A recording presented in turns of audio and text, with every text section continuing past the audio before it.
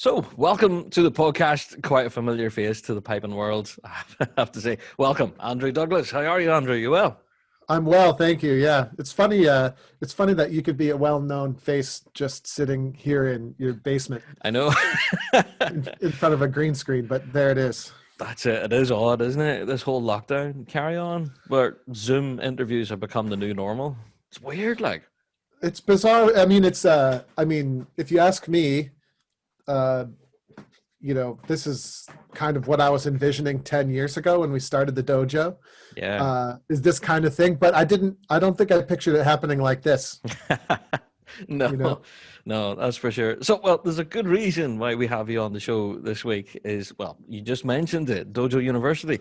You guys are kind of in the middle of something quite exciting, just as this episode of the podcast is releasing. Do you want to tell us about it? yeah. I think this comes out on Wednesday. So, Mm-hmm. so does our new our new Bagpipe Freedom Intensive program. Is coming Nice. out, and it's actually not new. We've done it once already. We did it in the fall, and it's definitely a little bit related to COVID. There's a lot of people sitting around, kind of waiting for something to happen, and so I actually got together with Glenn Brown last summer, and I was like, I have an idea for you, because I've always wanted to do this. We've got our sort of, we call it the 5 phases to bagpipe freedom. It's sort of it's the way that we structure the program at the dojo. Mm-hmm.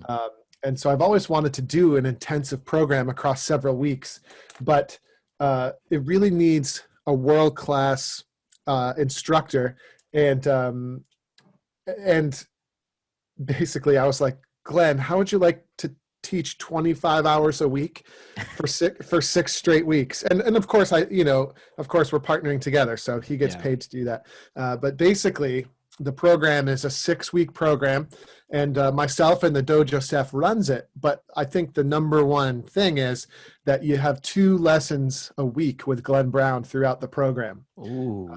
So it's pretty sweet. So Yeah. basically we have the program that we're working with people, and of course I don't think your listeners can see me, but I've got we've got a workbook that we send people when they sign up, and a whole bunch of materials like, this is what we want you to do. Mm-hmm.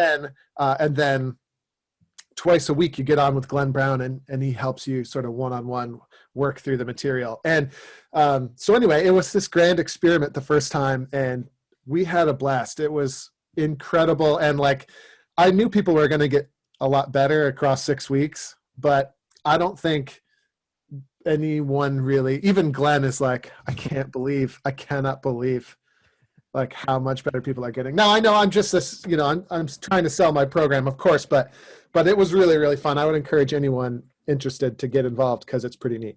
Sure. Now, I have to be honest, as a drummer, I'm only kind of dipping my toes in the piping world. Whenever you talk about bagpipe freedom, what do you mean by that? Yeah, it's definitely a spin on the fact that we are an American-based Ah, piping company. okay. The bagpipe freedom, a little bit of red, white, and blue sprinkled in there, but so it's a little bit of a take on that. But here's the big idea with that, which is, and I mentioned we're going to have been operating now for almost 10 years. I think Wow. in May, I think that was in May of, sorry, let me just try and piece together English words here. In May of 2011, I think that's when we first started doing these online classes. So that's really when the dojo as we know it kind of started. That's And then, incredible. Yeah. but across the 10 years, I mean, at first it just started off like, I'm going to offer a couple of classes to people. But over time, it's kind of like, what are we really trying to do here? I mean, some of the people care about solo competing, Yeah. Yeah. that are in the dojo, but the vast majority of them don't. Some of them care about, making the next level of their pipe band. Yeah. Yeah. Most people really don't. I mean, that's just a small subset. Some people want to learn how to play pibroch. Most people don't. Some people want to study with Bruce Gandy and Callum Boma and Robert Matheson, Yeah. but guess what? Most people barely know who they are. Really? I mean, maybe they Wow. do. Like, I mean, now they do.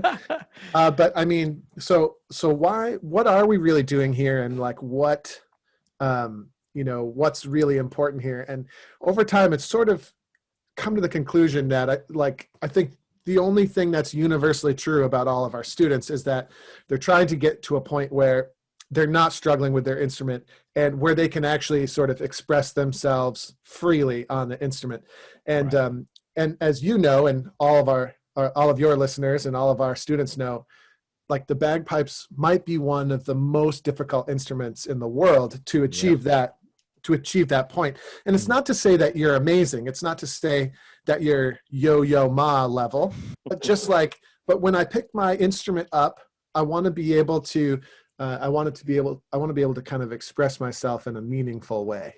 There you go. That's pretty well put. Yeah. You know, don't you think? And I mean, it could be anything. So in piping, I already sort of mentioned the common ones, like solo competing. Like for some people, that's really meaningful, but for a lot of people, they could care less about competing. Like as a matter of fact, I think to many people that seems kind of ridiculous. And then some people just want to play at their grandmother's birthday party. That's it. Some people want to play funerals, like a lot of people, especially in the United States. A lot of people are associated with service groups like the police department or the fire department, and they want to be able to play at funerals and memorials and important ceremonies, and that's the main reason they play. But if you can't even operate your instrument to the point where you're comfortable and where you can get it to sound good, then none of those goals are going to come to fruition. And so that's really what we're focused on. And we use that word bagpipe freedom a lot now. And it really represents exactly what do you need to be able to do so that on any given day, you can pick your pipes out and start to pursue the really meaningful ways that you want to express yourself. There you go. That makes a lot of sense, actually. So would it cover things like maintenance, tuning, things like that, your general setup, really? Or is it all about the playing element of it? So are you referring to the 6-week program or just the general? The 6-week program. Sorry, yeah. Yeah, well, and it is the same. The 6-week program is just a super accelerated version of what we would normally do at Dojo University anyway.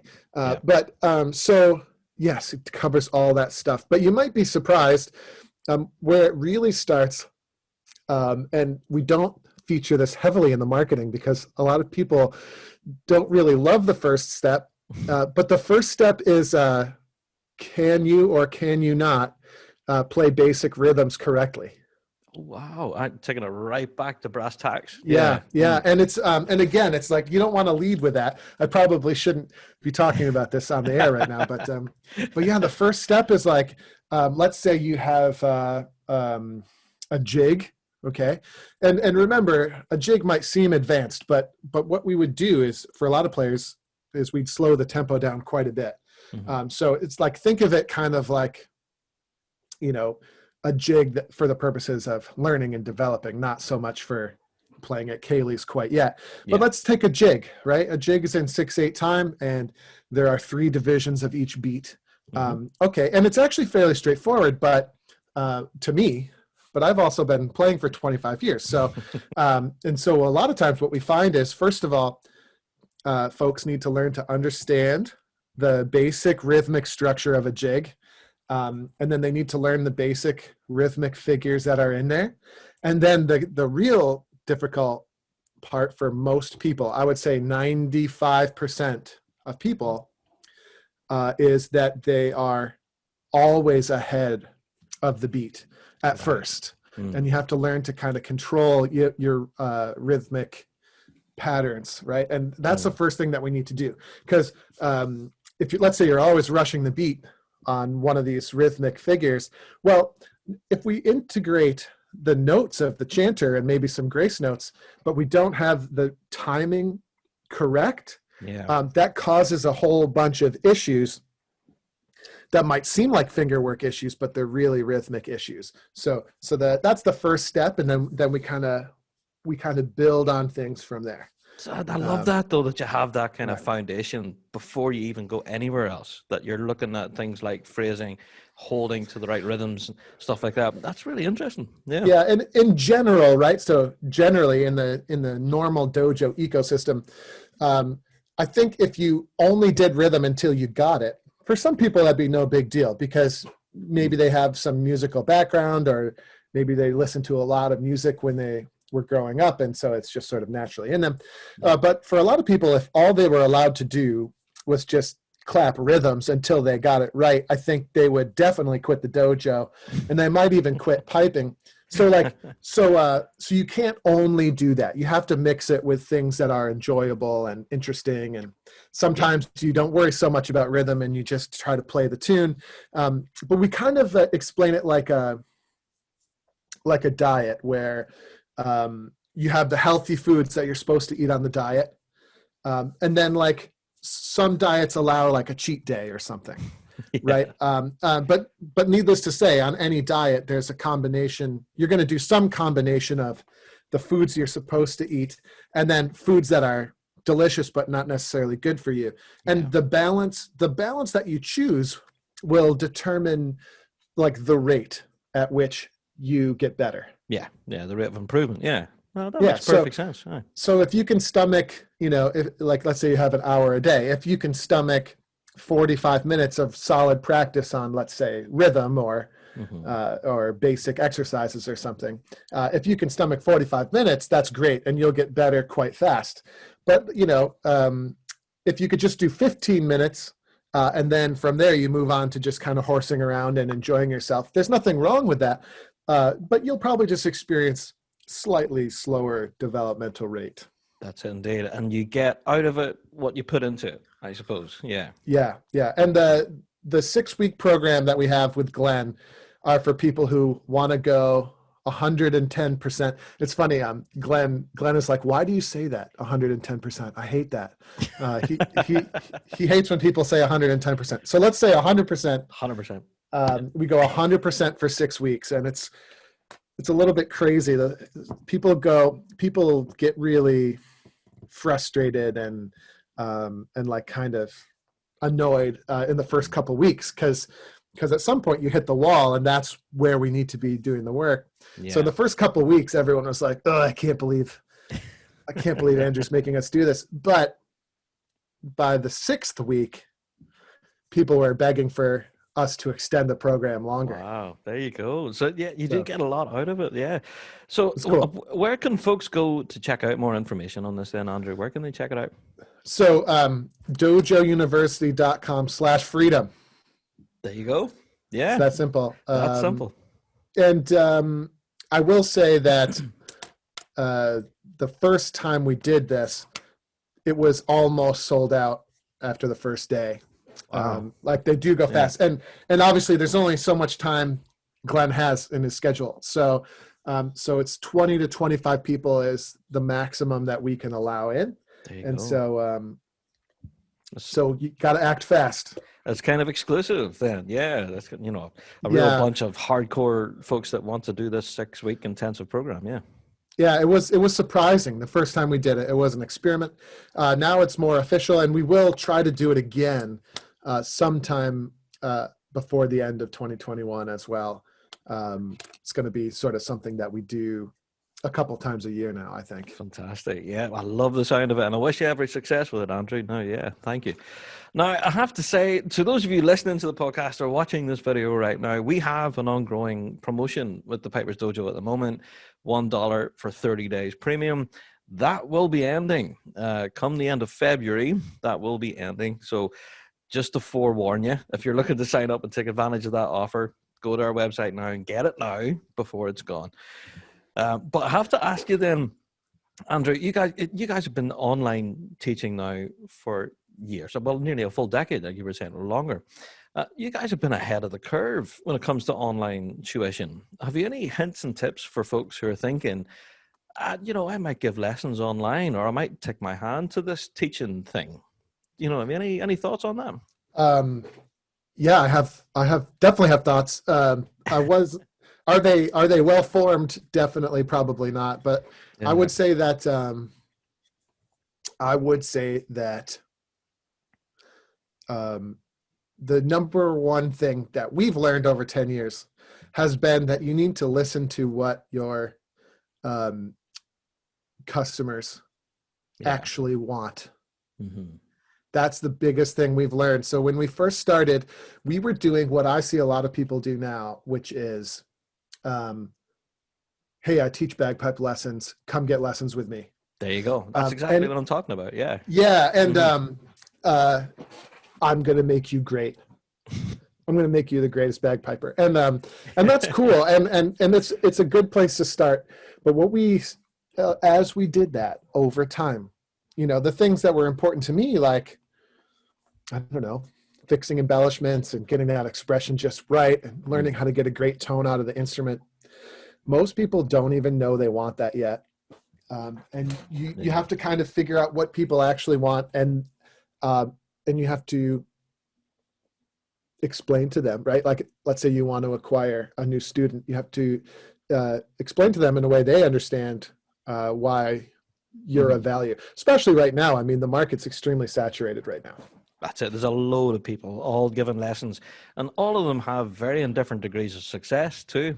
You know, Mhm. and people measure success differently as well. If you can play with your band in the St. Patrick's Day parade, for some people, that's a win. But for That's right. others, it has to be treading the boards at Glenfiddich. There's two That's right. extremes.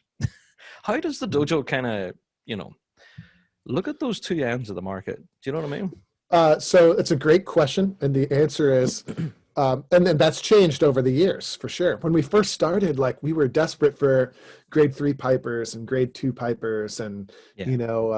and it's true. I think I'm confident that if I applied my program with a grade 1 player or even a professional level player, I'm Mhm. confident my program could do great things for them.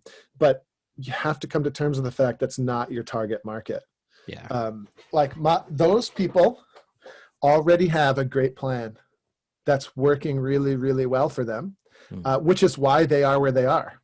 So um, they're probably never going to switch over and try my program. There you go. Probably. Yeah. Um, if they did, I think they'd find it extremely useful, but they're probably not going to. And so for us, we've gradually realized that the people we can help the most are the beginners and the intermediates. Yeah, those Yeah. guys who are climbing that ladder and to get to that top flight. Yeah, indeed. Hmm. That's interesting. And if anything, I would recommend your program to advanced players. I have, pointed a lot of what we would class as advanced players to the dojo because you guys have a wealth of experience of teaching online. Have you, I don't know, have you any kind of like areas of online teaching where you think that you guys really excel? What do you mean areas? Areas such as, well, like one-to-one Zoom tuition and stuff like that, or Well, we do none of that. none of We it? No. do. I mean, yeah, very little. Mm, When you first sign up for a Dojo U premium membership, yeah. we do have strategy sessions one on one with the new member to Hmm. kind of help point them in the right direction. But we actually do none of that. I think, and then the people that work with us, like Bruce Gandy, he teaches on the dojo. He teaches lectures regularly. Yeah. Cam Drummond, Pipe Major Robert Matheson. I'm trying to think who else we have on regularly. Well, Glenn is on regularly. Yeah. Callum Beaumont comes on fairly regularly. So Hmm. these are top players, and they teach some classes for us. But if someone is really interested in one-on-one tuition, we'll generally say, basically we'll just refer them directly to one of these guys. These Yeah. are sort of our partners. Hmm. But yeah, we don't do one-on-one tuition because um, there are people who specialize in that and do a great job. There you go. One-on-one tuition is very different than it's very different. It is. Yeah, that's more of a classroom environment, I Mhm. suppose. Yeah. And some people thrive in that, having your peers next to you, and it's kind of, it challenges you to improve Yeah, yourself. Yeah. it's a bit controversial, right? I mean, especially here in the Northeast United States, a lot of people won't send people to the dojo because they feel like the dojo has taken a lot of their individual students away.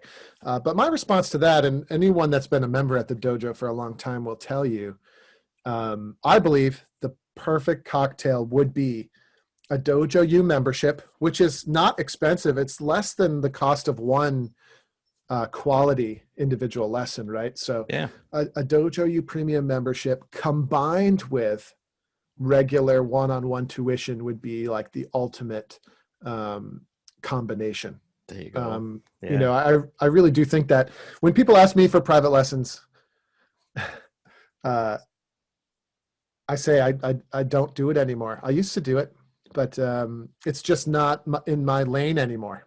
Yeah, no, that's it indeed. Teach one-on-one lessons. Something that is in your lane, though, Andrew. See, I'm a professional radio guy. I can link into this. Yeah, so you are better at the segue than anyone else in piping media, right there. That was, folks. If you didn't know, that was a segue right there. That was a segue. Yeah. Yeah. But yeah, you're in the process of releasing some new music, actually. Yes. Yeah. Tell us about this, then, Andrew. What's happening? It's funny you should mention that. Because the story. So I'm releasing an arrangement of Alex C. McGregor that I've done on Monday, and it's going to be on Spotify, iTunes.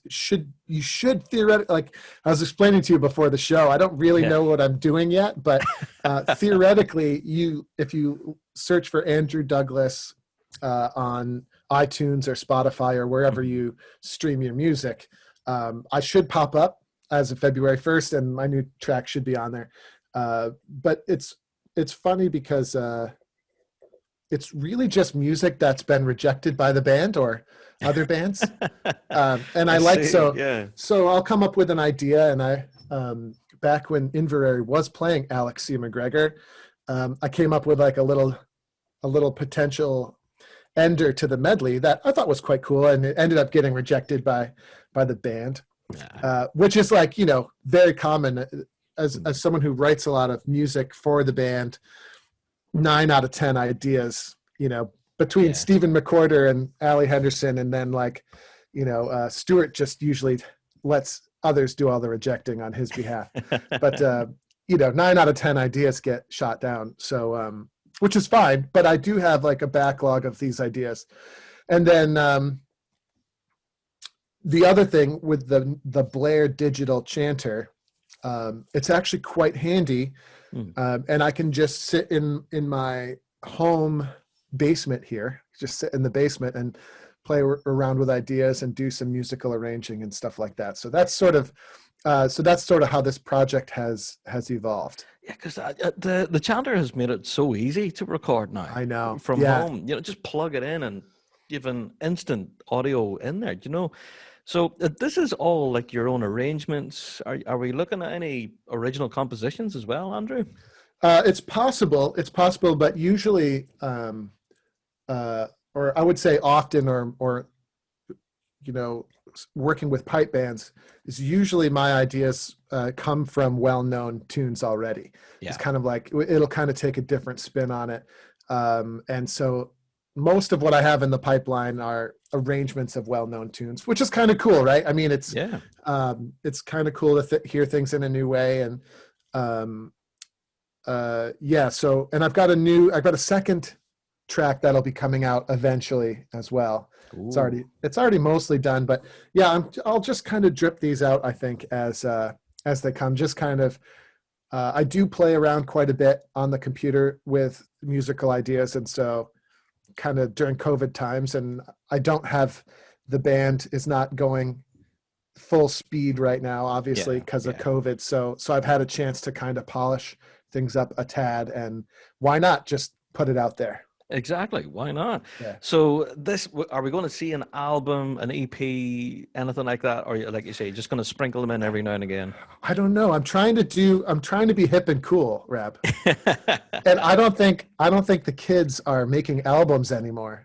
See, that's not punk rock, is it? No. Yeah. Like, so I don't think albums, I don't think albums are the thing. I think that what you will see, is occasional tracks being released, on my artist profile on iTunes, and maybe if we, I think certainly for the short run, a lot of these will be kind of remixes of classic tunes. Nice. So Yeah. so maybe there'll be enough material to kind of put together, quote unquote, an album over time. We'll have to see. We'll have to see what happens, but. There we go. We'll keep an ear out for that now. Yeah. Who knows? The Andrew Douglas concept album. Well, that already exists. It's the greatest bagpipe album ever created. It's also no, I'm just kidding. No. Just we used to joke when we were making it. I did make a concept album when I was in college, right? Wow. Or in university. Yeah, with a really cool musician named Matt Griffin, kind of a experimental musician. And yeah, we made a concept album based on the P-Rock Gilchrist.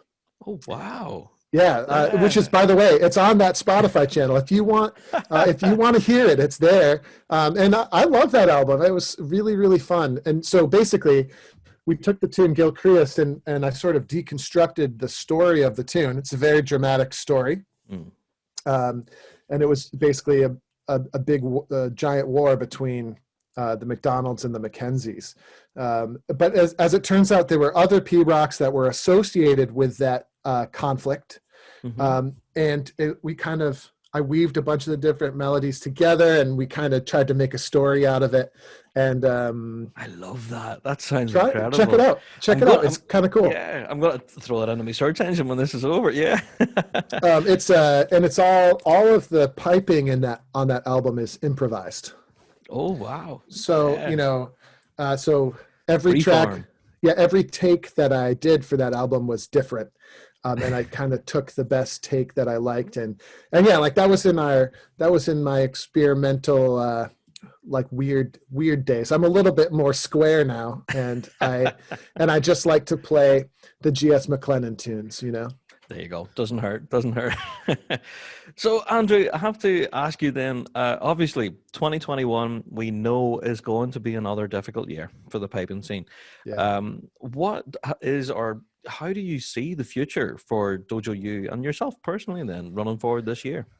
Well, Dojo U is pretty straightforward. I mean, we're gonna keep doing what we do.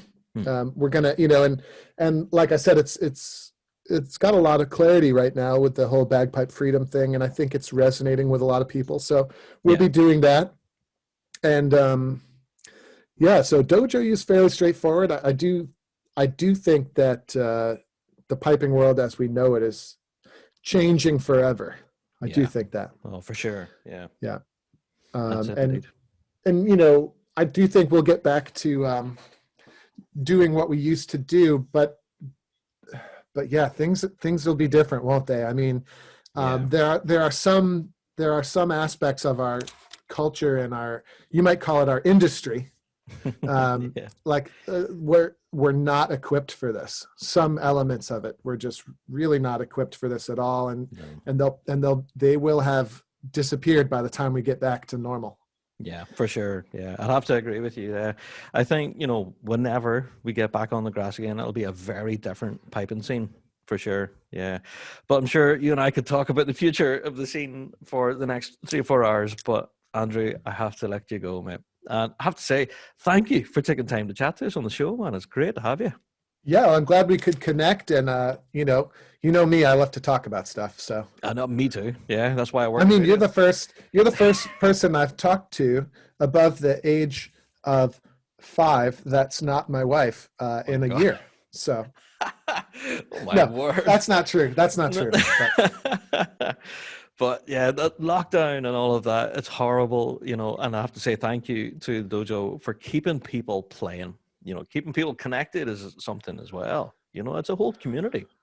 It is. It's cool. It's really cool. And I think, it's really cool. And I can't take credit for some of that. I'm a bit of a, grumpy curmudgeon in many ways, but like the students really run away with that kind of thing, don't they? And they make it a really special place. And that some of that stuff I never could have planned. No, that's it. Yeah, the whole community is just taking a life of its own, and it's brilliant to see. It's thriving. Andrew, thank you so much. And again, can you just remind us, where can folks go to get information on this Backpack Freedom? dojouniversity.com/freedom for the Freedom Intensive. And then, go to your Spotify or your iTunes or wherever you stream your music on February 1st and check out the new remix of Alex C. McGregor. That's it, indeed. Yeah. Oh, I look forward to that. Andrew, thank you so much, man. Take care. I'll hopefully catch up with you again. Sounds great, Rab. Thank you very much.